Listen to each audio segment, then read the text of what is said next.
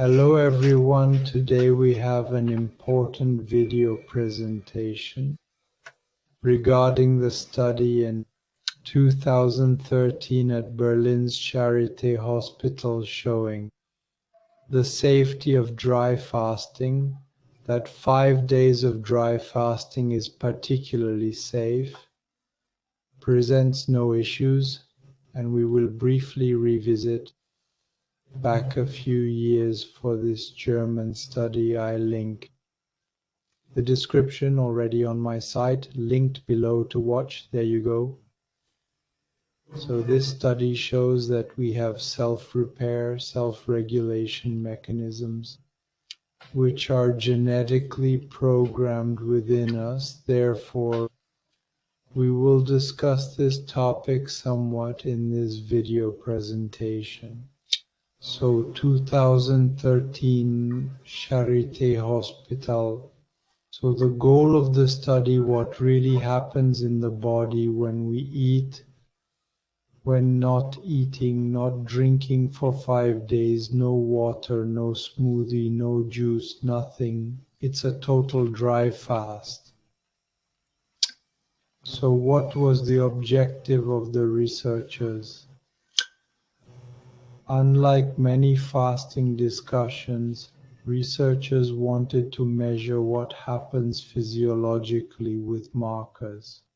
So can the body maintain its internal balance, its homeostasis during the fast, during a complete deprivation? There you go, that's what they measured. Therefore, they recorded temperature, blood pressure, electrolyte levels, and so on. They measured several markers. Now, I always like to reference the ancients to Hippocrates, who is considered a father of ancient medicine. Ancient, he said, health and body balance, illness are imbalances. These simple phrases are interesting to recall. So the researchers took 10 people over a period of 5 days. Naturally, this took place in a confined setting, far removed from our typical retreats, located in the mountains or by the seaside, complete with support groups, all the necessary technology, and thoughtfully designed apparatuses, well studied to circulate energy, circulate blood, groups to release speech, release tension, energy, healing, massages. None of that was there. So even without anything, you have, in a very closed environment, you have all these benefits. So just picture the situation when you are in a setting that includes comprehensive studied support. We have been developing expertise in this area for many years now. Here, the people who conducted the study knew nothing about knowing, nothing about dry fasting. There you go. You have to understand the difference. But despite that, despite a lack of knowledge in the field, they still studied certain markers, including blood pressure, if we want to get into the specific details, heart rate, oxygen saturation, glucose, electrolytes. I said urea and creatinine, that was measured. There you go. So it's a serious physiological follow-up. So despite the 5 days, what happened? For most people, blood pressure remained stable for everyone. Heart rate stable for most people. Blood sugar remained within the correct range. The sodium-potassium ratio stayed stable for the 5 days. It might change based on the days. If we add days, we will inevitably lose some electrolytes. But in any case, over the 5 days, there is truly a balance. Blood osmolarity stayed stable. Then we have blood thickening. Past 4 or 5 days, it starts to become a bit more challenging for people. Blood oxygenation remained normal. We also monitor them. We can know using our measurement equipment while they undergo the fasting periods. Therefore, under general conditions, the participants managed to maintain their homeostasis quite effectively across the board. Afterwards, these were healthy subjects analyzed, not people with illnesses, so it makes it more complex. the follow-up with people with pathologies because it needs assistance to understand. There are symptoms, all that. There you go. So it's a bit more complex to manage when there are people with pathologies. That's why we are here. We do coaching. We help people self-regenerate, self-regulate. That's our role, on physical as well as psychological levels. Recalling Hippocrates, within every one of us resides a healing power. This is truly the dry fast we can qualify. It's a self-regeneration method that stimulates our adaptation, regulation, homeostasis forces. It will promote cyanogenesis, the balance of systems. It will really perform a physiological cellular reset. These terms accurately capture the essence of what the dry fast accomplishes. There is a general weight loss, about an average of 1.4 kilograms per day. That's an average. However, it depends on people. If you have a very thin person, they won't lose that. They will lose proportionally to their weight. There you go. I frequently receive inquiries.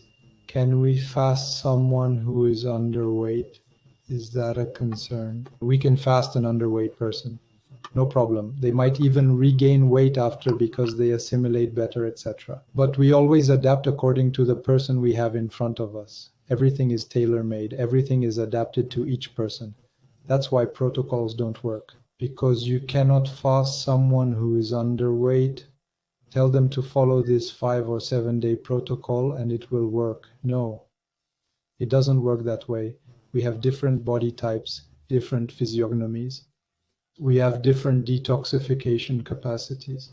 We all have different organs. There are 9 billion people on Earth. We have 9 billion ways to function.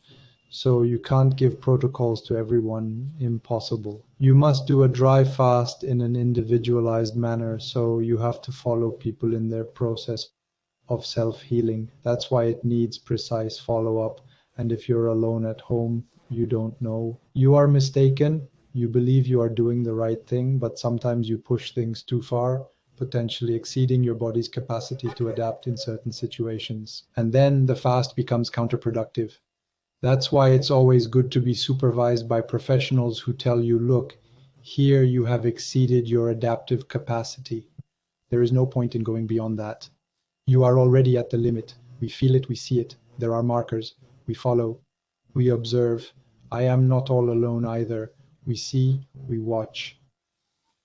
There are clues, there is follow-up, there is the physiological chart we use during dry fasting, which is essential. If you don't have this chart, you cannot fast really correctly because you have constants. You cannot monitor them. Having a physiological chart during fasting is precious to ensure safety, to be sure that you are not going beyond your adaptive capacities. Therefore, those standardized protocols are discarded. Dry fasting is managed on a day-to-day basis and must be individualized for every single person. We have different days. We cannot say we will all start on a certain date and we will all finish on a certain date. It doesn't work. I have never seen that. So for a cure, you have fasts that stop sooner, that go a little further, etc., that stop during the day differently, etc. Everything is individualized. If you don't have this understanding of individuality, you are missing the point of dry fasting. You haven't understood what it is. We must be genuinely aligned with our own bodies and refrain from exceeding our limits. Otherwise, the practice becomes both dangerous and unproductive. And you won't have the benefits coming out afterward. There you go. Furthermore, body measurements have decreased for the majority of individuals, including the waist, hips, and chest area. All of these measurements have reduced, resulting in an overall decrease in volume. And then Paracelsus always said, the body cleanses itself when we stop overloading it. So there you go. The principle of dry fasting is stop stimulating. Take a break at least once a year. Stop feeding it. Do the cleaning like we do a car service. We should do this every year. At least that is my personal practice. That's it. Beta oxidation will create metabolic water. That is the key principle of dry fasting. It's how we will make endogenous water. how the body will maintain its hydration, its beta oxidation. So in dry fasting, we change fuel, we switch from glucose to stored fats. So all this happens in the mitochondria, the energy reserves. And then these fats are broken down in the mitochondria and will produce energy, carbon dioxide, metabolic water mainly. So about 1 kilogram of fat will make a little more than 1 liter of water per person. There is more than enough water available during dry fasting, even though we shouldn't go beyond. We talk about 9 days, we never go beyond that because it becomes useless. A therapeutic dry fast is between 3 and 9 days. Let's put it that way, on average, depending on the person. So we burn fat, we make water. This internal water is short term for hydration. Still, we have an intervention of the body, tissues, etc. So we have hidden resources that we ignore. The human being is capable of going quite far. Afterwards, it's also a question of training. The more dry fasting you do, the more you practice, the more comfortable you are, the further you can go in the therapeutic aspect. Another area that intrigues many, but we have little research on, is stem cell production. So Walter Longo studies this. He has his protocols that are his, but they are not powerful enough because he does not do dry fasting, but he does caloric restriction. Even with that method, he observes positive results and sees changes related to longevity. Romanov showed stem cell activation, but we will have to ask for studies. But in any case, regarding the studies, who is going to fund a method that brings in absolutely nothing? There is no budget to study this, but there really should be people looking into it. Really be people who look into it. It is fundamental for science in any case in order to move forward. But in fact, dry fasting will promote stem cells that are yours, natural ones. You don't need to inject stem cells at 1,000 euros per syringe and maybe even more. I don't know the prices for that, but it's exorbitant. And then the results are not necessarily up to what you inject into your body. These are rather strange things you inject. It's not really very physiological and natural to do that. On the other hand, your own stem cells, you have something from your own production that will lead to rejuvenation, to improving your longevity. In any case, we see it in the people who come. There is a before and an after. You see people really getting younger with an apparent gain in youth, a reduction in biological age, physiological, that you see very clearly when you see the people. You have a disappearance of wrinkles.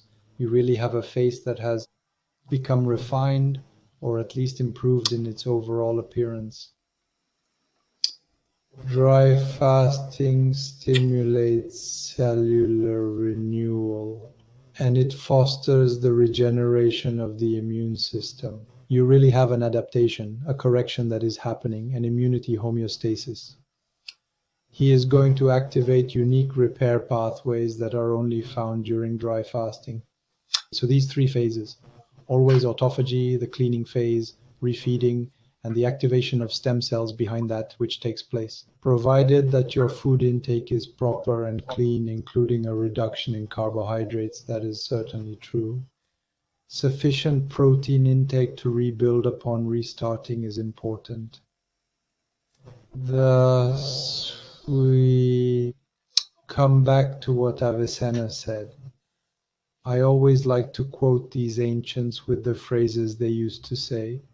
Well, they said the following: when the body rests from digesting, it focuses on repair. Eating causes a loss of 60% of energy. So, from the moment you stop eating, you have a physiological energy saving.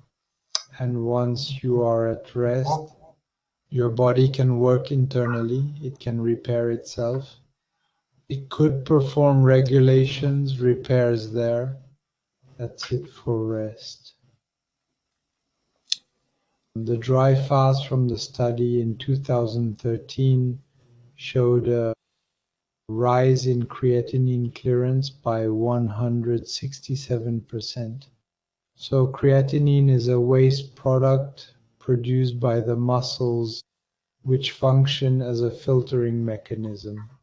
So the kidneys, they clean the blood, they eliminate this creatinine in the urine, and then this famous creatinine clearance shows the kidney filter's efficiency.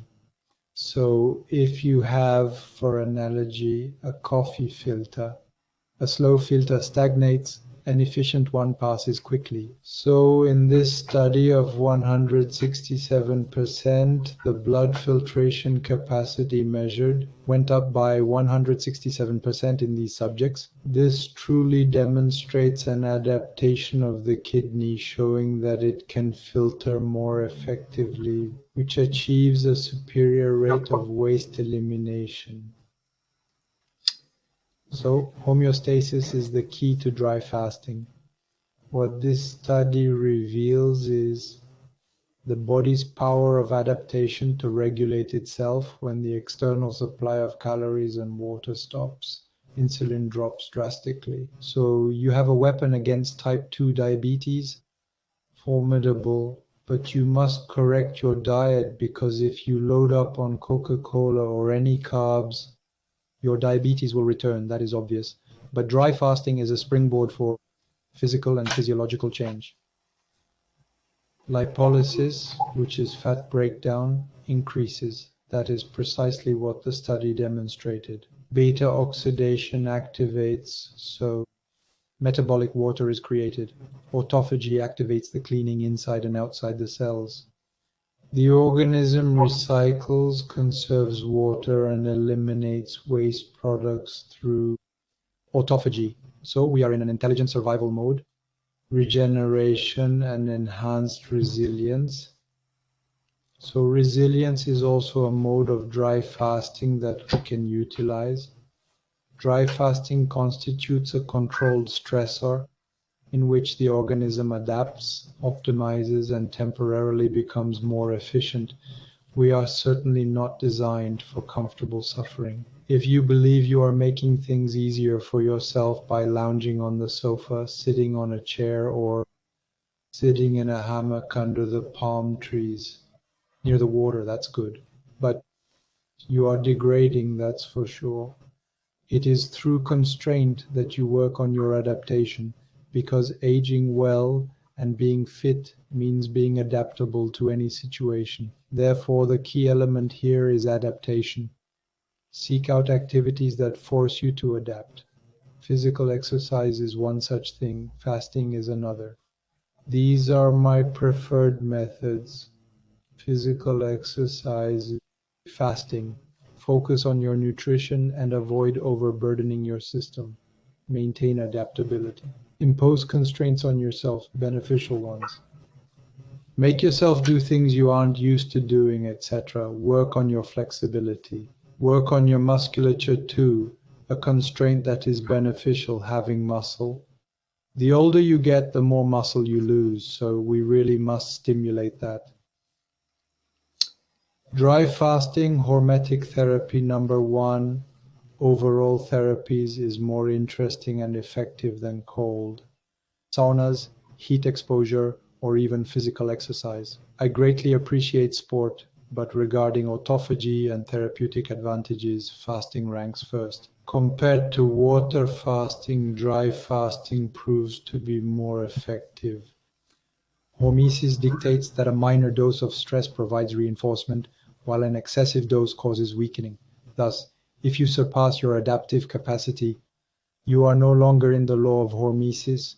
You will no longer stimulate yourself. Therefore, in the context of a short dry fast, in a healthy individual, metabolic stress increases and the body's adaptation mechanisms become enhanced. You then have better resilience. Physiologically, for your life, you become adaptable, and that is what we are truly seeking. The dose is what constitutes the poison. We could also reference the words of Paracelsus. Consequently, dry fasting operates more rapidly than water fasting. It is metabolically more potent, more intense, and more physiologically challenging. This is straightforward to grasp. Now, the studies from 2013 only show 10 participants. So you might say it is better than one, but it would need to be tested on a larger scale. But 10 people, we already have markers that are quite reassuring, suggesting that in any case, for a healthy person, they can start with not too many risks in 5 days. In principle, it should work, although if they are underweight, that is something to consider. And if they have pathologies, that changes things. We are in a different realm. We cannot compare. Here, the study was done on average size subjects. We don't have the weights, but weight might be important. If you have a person who weighs 40 kilos, it might be complicated for that person to do 5 days perhaps. It depends on the training they also have. It depends on several factors. So this study showed a good short-term tolerance among the majority of the participants. Furthermore, this research demonstrates that the human body possesses considerable capacities for adaptation, and that this metabolic stress induced by these 5 days of complete dry fasting revealed a certain resilience and ability to adapt and to regulate itself in a very interesting way with these markers. So we must always return to our elders, thus understanding the terrain, respecting the body, avoiding excesses. It is nature that heals. We, the coaches, we don't heal anyone. We are here to accompany, to prevent the person exceed their physical limits.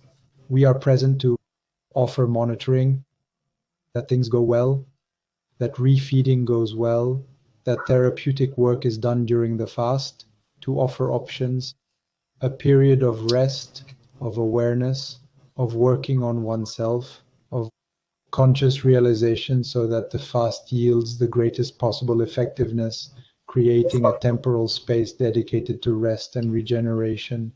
That's all for today. See you next time. Bye bye.